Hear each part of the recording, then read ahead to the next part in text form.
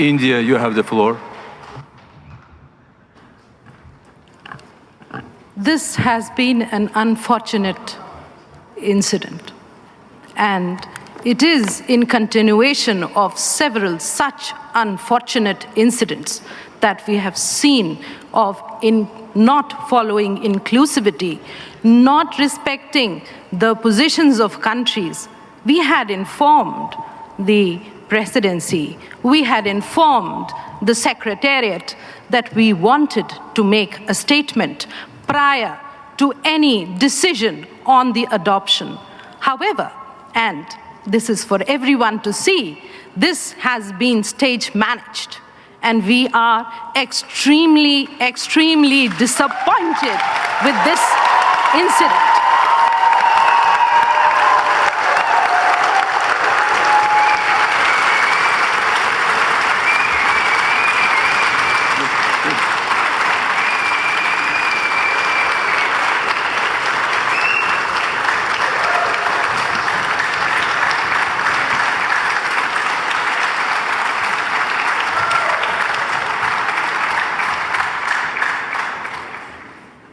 Your Excellency, trust is the basis for all action, and this incident is indicative of a lack of trust, a lack of collaboration on an issue which is a global challenge which is faced by all of us, and most of all by the developing countries that are not responsible for it.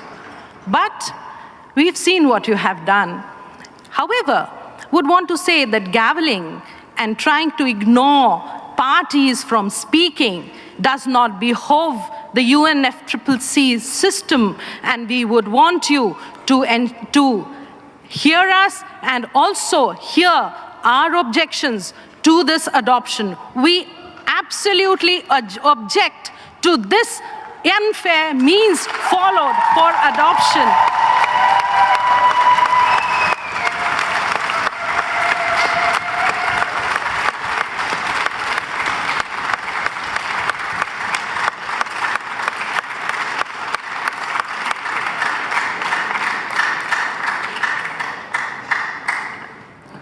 We are faced with one of the biggest challenges of all times, which will determine our existence.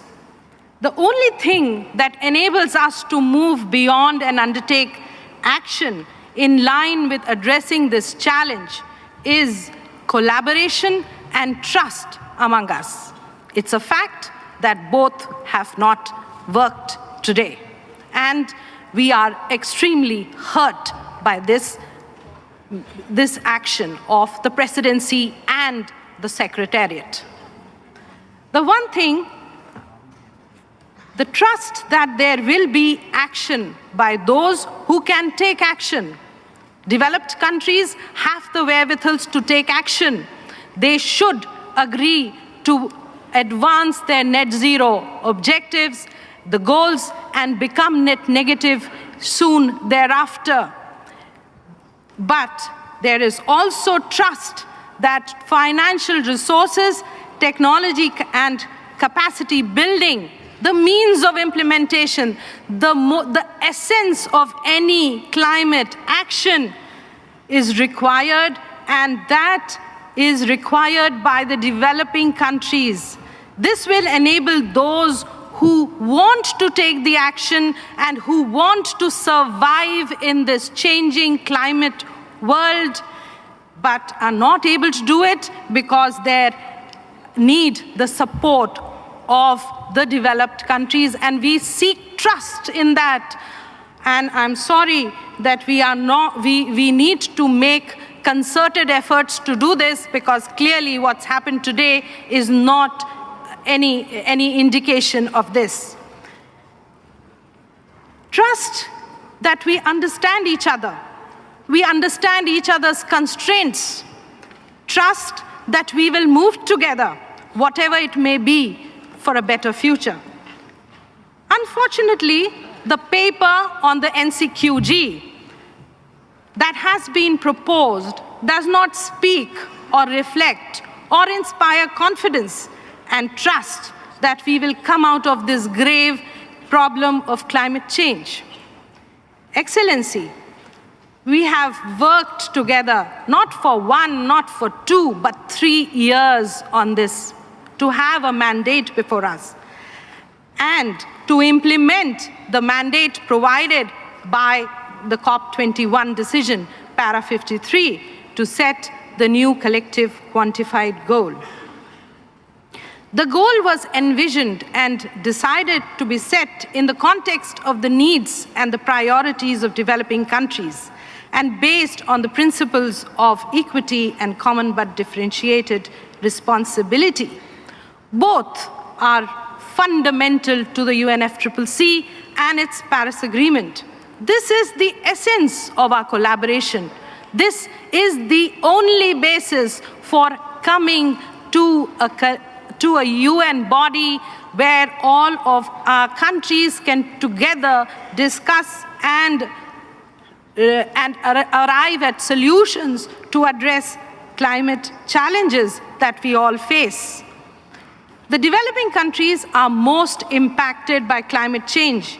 In addition to our development priorities, we have to contend with the additional stresses and crises of climate. The global south is being pushed to transit to low-carbon pathways, even at the cost of our growth. We have to face the CBAM measures. There are other measures that are being imposed by developed country parties to make the transition really not easy. In fact, it's quite difficult to enable such a transition in a very, very competitive, hostile environment that we are facing at the moment. The COP29 decision on NCQG was in the light of inequitable impacts of climate change on developing countries, the increasing threat of these impacts, and the need to finance the evolving needs and priorities. We are disappointed with the outcome, which clearly brings out the unwillingness of the developed country parties to fulfill their responsibilities. As we struggle to deal with climate change, the outcome proposed in the paper will further affect our ability to adapt to climate change, greatly impact our NDC ambitions and its implementation, and create further challenges to our resilience, and above all, will severely impact growth. India does not accept the goal proposal in its present form. Developed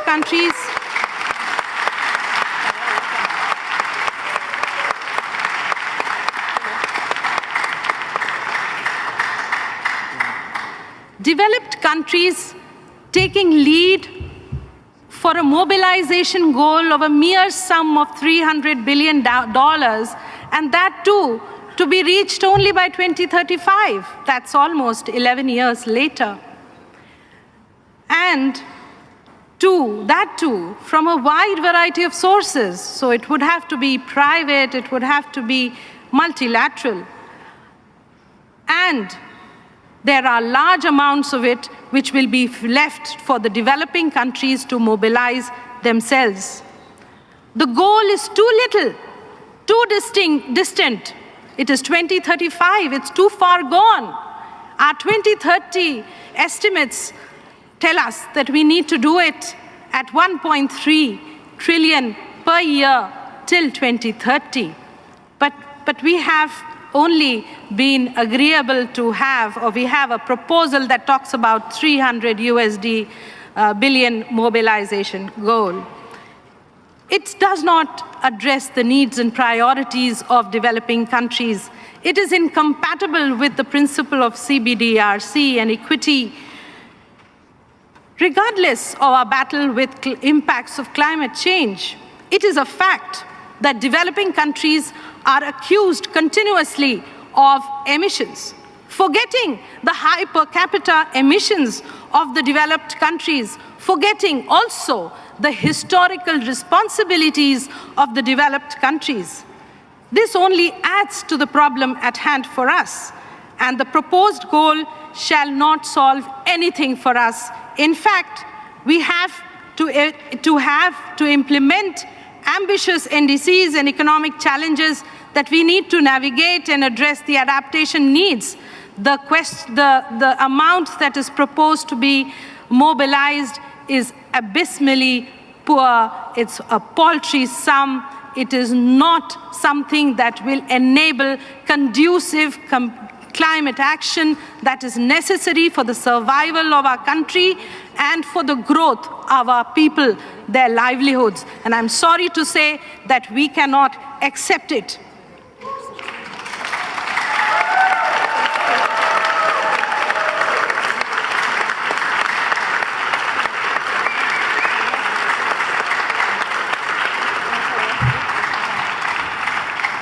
Excellency, the current text's paragraphs 8A, 8C, and 9 are highly problematic for us. This little commitment has been further qualified by a footnote. We know that recapitalization of MDBs is a matter that has remained unaddressed. And in that situation, we know also that in times to come, if we participate, developing countries will be and are going to be the major contributors for financing climate action through this 8C.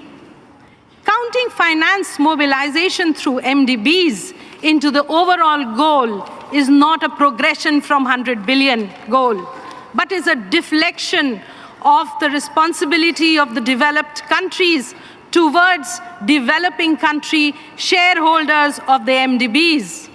Excellency, I regret to say that this document is nothing more than an optical illusion. This, in our opinion, will not address the enormity of the challenge we all face. Therefore, we oppose the adoption of this document. We oppose the adoption of this document. India opposes the adoption of this document, and please take note and regard of what we have just said from the floor of this room. We seek... Thank you for your statement. We seek a much higher ambition. We seek a much higher ambition from the developed countries, and which does not seek support. The ambition that exists at present of 300 billion is actually seeking support of the developing countries, and that is such an unacceptable fact. It is not right that you should expect that from a developing country, and the developed countries are happy to say that we should be contributing to that effort. I'm sorry, we are not happy. We are very unhappy, disappointed with the process, and object to the adoption of this agenda. Thank you. Thank you for your statement. I take note of your statement. Statement will be reflected in the report.